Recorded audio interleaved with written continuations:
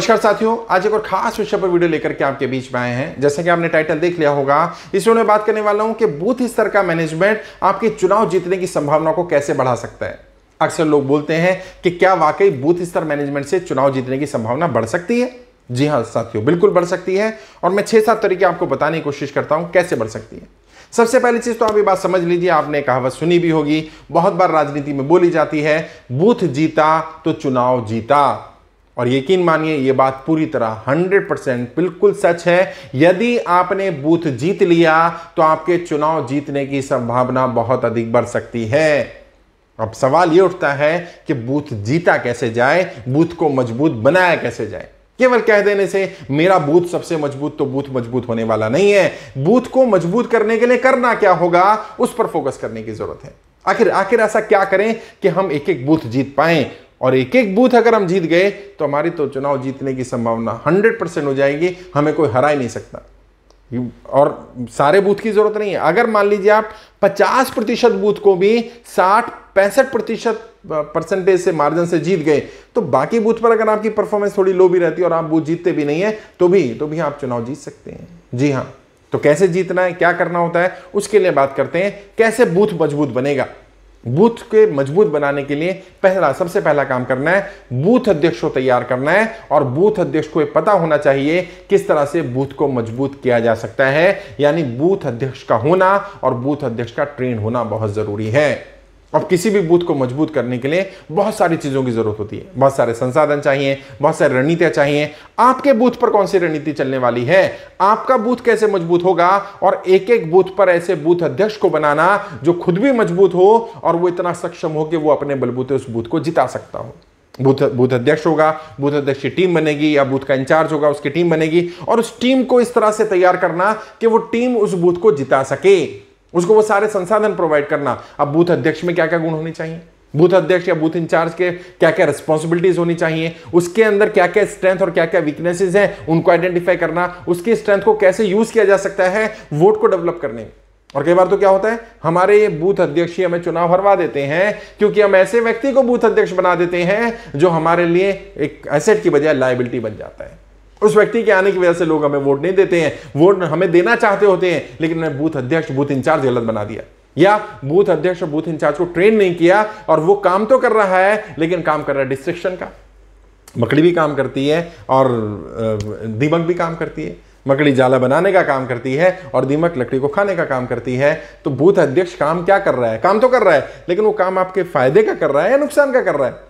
कहीं ऐसा तो नहीं वो वोट को काटने का काम कर रहा है, वोट को नुकसान पहुंचा रहा है। जो आपको वोट मिल भी सकते थे, पार्टी या संगठन को मिल सकते थे, आपने क्योंकि बूथ अध्यक्ष पे मेहनत ही नहीं की, सारा पैसा समय संसाधन दूसरी चीजों पर, प्रचार पर, हवाबाजी पर तो लगा दिए, लेकिन जो एक्चुअल जिस पर काम करना था, सबसे ज्यादा काम किस पे करना था, ह्यूमन रिसोर्स पर, लोगों को ट्रेन करने पर, उस पर तो आपने काम ही नहीं किया। तो बूथ अध्यक्ष बढ़िया होना और फिर बूथ अध्यक्ष का ट्रेन होना, उसकी टीम का मजबूत होना, बूथ अध्यक्ष को क्या क्या काम करने हैं उसको पता होना, ब्लैक एंड व्हाइट क्लियर रखना। बूथ अध्यक्ष को यह जिम्मेदारी देनी है। बूथ जीतने या बूथ मजबूत होने का अर्थ क्या होता है, अर्थ होता है कुछ ऐसे पैरामीटर जिनके आधार पर हम बूथ को जीतने की स्थिति में पहुंच जाएं। और जब उन पैरामीटर पे हम फिट बैठते हैं, हमारा बूथ अध्यक्ष फिट बैठता है, हमारे बूथ अध्यक्ष की टीम फिट बैठती है, तो हम बूथ जीत जाते हैं, चुनाव जीत जाते हैं।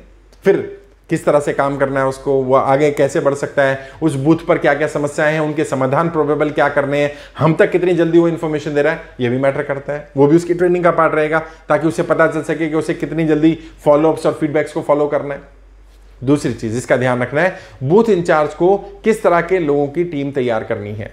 बूथ अध्यक्ष उसकी टीम, फिर बूथ इंचार्ज उसकी टीम।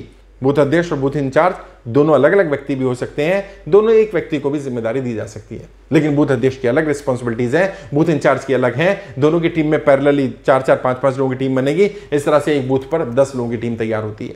तो वो किस तरह के लोग होने चाहिए, उन्हें उन लोगों से क्या काम कराना है। लोग बना दिए, 10 लोग बना दिए, वो क्या करेंगे भाई, गाड़ी में घूमते रहो। नहीं, घूमना नहीं है, खाली घूमने के बाद क्या करना है, किस तरह से काम करना है। घूमना तो एक काम हुआ, कम से कम 20-30 काम करने होते हैं जो बूथ की टीम होती है, क्योंकि तभी तो बूथ जीतेगा, और बूथ जीतेगा तो चुनाव जीतेगा।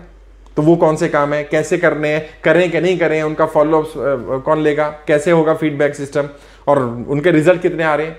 क्योंकि काम दिखना नहीं चाहिए, काम होना भी चाहिए। कई बार काम दिख तो रहा होता है कि गाड़ियां भी घूम रही हैं, प्रचार प्रसार भी हो रहा है, सब हो रहा है, लेकिन रिजल्ट जीरो होता है क्योंकि उसका आउटपुट नहीं आ रही होती। तो आउटपुट कैसे चेक की जानी है वो भी पता होना जरूरी है।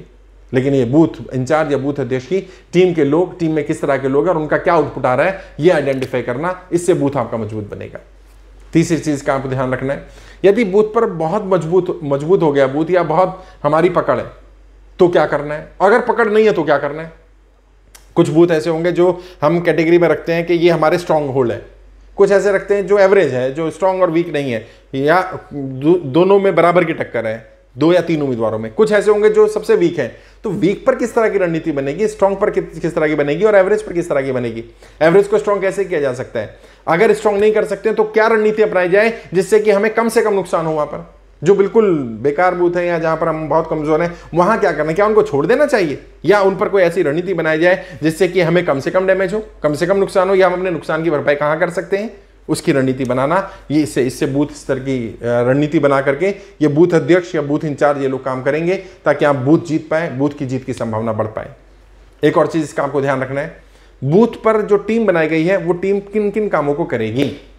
बूथ के अध्यक्ष के, बूथ के इंचार्ज के और टीम के एक एक मेंबर के काम डिफाइन होने चाहिए। जब कोई ये कहता है किसी भी ऑर्गेनाइजेशन में, चाहे वो पार्टी हो, संगठन हो, चुनाव का समय हो, जब कहता है कि हर व्यक्ति हर काम के लिए जिम्मेदार है, तो मान लेना कोई भी व्यक्ति किसी काम के लिए जिम्मेदार नहीं है।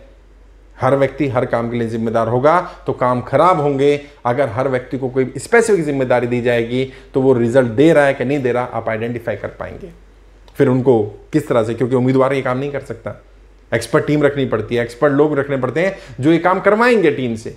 उम्मीदवार अगर ये बात बोलने लगेगा, उम्मीदवार उसको डांटने लगेगा, फटकारने लगेगा या उम्मीदवार के खास लोग करने लगेंगे तो नुकसान हो जाएगा। वो व्यक्ति मन पर ले लेगा, मतभेद को मनभेद मान लेगा, अपनी गलती स्वीकार नहीं करेगा। तो वहां पर एक्सपर्ट लोग मिलकर के हेल्प कर सकते हैं ताकि उस बूथ इंचार्ज को या वहां की टीम के लोगों को मैनेज किया जा सके। अगर कोई नाराज भी है तो, अगर कोई काम नहीं कर रहा है तो किस तरह से मैनेज करना है वो भी सीखा जा सकता है। फिर उन बूथ पर या वहां पर जो लोग टीम पे काम कर रहे हैं उनको एक एक घर की जिम्मेदारी देना कि एक एक घर जाकर के काम किया जाए, क्योंकि एक एक घर तक पहुंचेंगे और घर जाकर करना क्या है, खाली गए घर जाकर प्रचार किया, पर्चा दे दिया, ये काम हो गया नहीं। एक एक घर को आइडेंटिफाई करना होता है मैन टू मैन मार्किंग के प्रोसेस से। बड़ा चुनाव हो या छोटा चुनाव हो, जितना स्ट्रांगली आप मैन टू मैन मार्किंग करते हैं उतना आपके चुनाव जीतने की संभावना अधिक होती है। और बूथ इंचार्ज, बूथ अध्यक्ष और बूथ के जो टीम है, इन लोगों की जिम्मेदारी होती है मैन टू मैन मार्किंग करने की उस बूथ पर। तो एक एक man to man marking voter list के हिसाब से कैसे करनी होती है, मार्किंग में क्या क्या ध्यान रखना होता है, ये भी बूथ अध्यक्ष की जिम्मेदारी है। बूथ अध्यक्ष समझाएगा और लीडर की जिम्मेदारी, उम्मीदवार की जिम्मेदारी है वो बूथ अध्यक्ष को ट्रेन करेगा कि ये बूथ जीतना है, उसका फोकस वही है। वो एनएसजी कमांडो की तरह है बूथ वाला कि तूने ये इस बूथ पर फोकस करना है, बाकी सारे बूथों पर आग लगती है हमें कोई मतलब नहीं है। और अगर मान लीजिए विधानसभा में 250-300 बूथ हैं, अगर 250-300 एनएसजी कमांडोज तैयार कर दिए और उनको बढ़िया ट्रेन कर दिया, यकीन मानिए आप बहुत अच्छे मार्जिन से चुनाव जीतेंगे, चाहे सामने कितना ही धुरंधर उम्मीदवार क्यों ना हो, चाहे किसी पार्टी की लहर चल रही हो। अगर ये बढ़िया व्यक्ति मिल गया तो कॉर्पोरेशन चुनाव है, 50-60 बूथ होते हैं, 50-60 मजबूत एनएसजी कमांडोज चाहिए आपको। लोकसभा का चुनाव है तो 2500-2500 बूथ होंगे, तो ये 2500-2500 एनएसजी कमांडो चाहिए होंगे। ये व्यक्ति मजबूत हुआ, ये ट्रेन हुआ, इसके ऊपर मेहनत करिए, इसको संसाधन दीजिए, इसको ट्रेन करिए, इसकी ट्रेनिंग कराइए, इसको समझाइए, एक एक व्यक्ति पर मेहनत करिए और आप देखिए आपका पूरा चुनाव उठेगा। एक और चीज, उन बूथों को भी आइडेंटिफाई करना जहां पर टीम बनाना मुश्किल हो रहा है। उन बूथ अध्यक्षों से बात करना, टीम क्यों नहीं बन पा रही है, क्या समस्याएं आ रही हैं, सामने वाले की लहर ज्यादा चल रही है तो उस लहर को कैसे काउंटर करना है, ये बूथ अध्यक्ष को ट्रेन किया जाए, बूथ अध्यक्ष को समझाया जाए और वो बूथ अध्यक्ष अपने बूथ की समस्याएं बताएं और उनके समाधान करना टीम की जिम्मेदारी हो, उम्मीदवार की जो कोर टीम है उनकी जिम्मेदारी हो, ताकि उस बूथ को जीता जा सके या वहां पर कम से कम मार्जिन इतना रखा जा सके कि हम टक्कर में आ जाए। टक्कर में आएंगे तो कुछ बूथ जहां हम जीत रहे होंगे वहां पर मार्जिन को थोड़ा बढ़ाने की कोशिश करेंगे और फिर हो सकता है कि हम पूरा चुनाव जीत पाए। एक आखिरी चीज, यदि किसी भी पार्टी या किसी भी उम्मीदवार की बहुत ज्यादा लहर चल रही है तो उस लहर को केवल बूथ अध्यक्ष ही तोड़ सकता है या समाप्त कर सकता है या कम कर सकता है। तो पहले तो बूथ अध्यक्ष को यह समझाना कि भाई आपकी रिस्पॉन्सिबिलिटी इतनी बड़ी है कि आप लहर किसी की उठा सकते हो, अगर तो दूसरे की समाप्त भी कर सकते हो। उठानी कैसे है और समाप्त करने के लिए क्या करना है, इसके बारे में उसको संसाधन मुहैया कराना, ट्रेनिंग मुहैया कराना, गाइड करना, ये जिम्मेदारी है। और मैं कोशिश करूंगा, मैंने कोशिश की ब्रीफ में आपको बताने की, ट्रेनिंग का पार्ट होता है वैसे, जब आप चुनाव लड़ेंगे, जब भी आप सीरियस हो तो एक बार बात करिएगा, मैं आपके बूथ के एक एक व्यक्ति को एनएसजी कमांडो बनाऊंगा, और जब ये एनएसजी कमांडो वहां जाकर खड़ा होगा ट्रेन होकर के, तो देखिएगा रिजल्ट कैसे बदलते हैं। लोग कहते हैं ना कि इतनी बढ़िया हवा चल रही थी इस उम्मीदवार की, फिर भी दूसरे जीत गए। इतनी मोदी लहर चल रही थी पहली बार भी दूसरी बार भी, तो भी 303 ही जीत पाए, बाकी कुछ सीटें हारी, 200 से ज्यादा सीटें हार गई बीजेपी। वहां क्या था, वहां लहर ने काम क्यों नहीं किया? क्योंकि वहां किसी और का मैनेजमेंट स्ट्रांग रहा होगा, और मैनेजमेंट बूथ स्तर तक स्ट्रांग रहा होगा। इतनी बुरी हालत में भी कई उम्मीदवार जीत जाते हैं।